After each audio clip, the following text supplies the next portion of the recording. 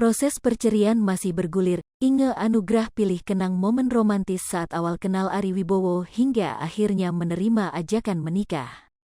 Diakui Inge Anugrah, Ari Wibowo merupakan sosok yang romantis hingga membuatnya bucin.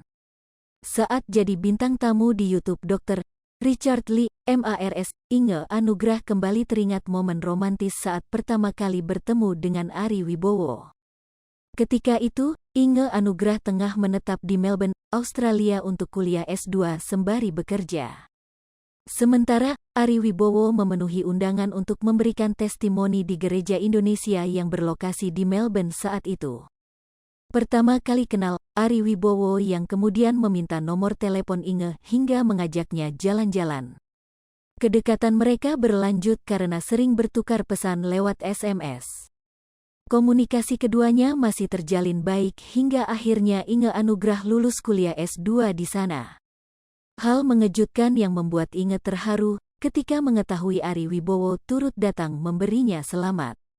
Aksi romantis Ari Wibowo saat itu membuat Inge semakin jatuh cinta pada pria yang kini telah memberinya 2 orang putra. 6-8 bulan kemudian, memutuskan menikah, abis aku graduation dia hadir. Terharu, gimana aku nggak bucin, jelasnya. Hingga akhirnya keduanya semakin dekat lalu Inge memutuskan menerima pinangan sang aktor. Dari situ dekat, kemudian aku pulang ke Indonesia, kerja, lalu dia ngajak menikah, tutup Inge.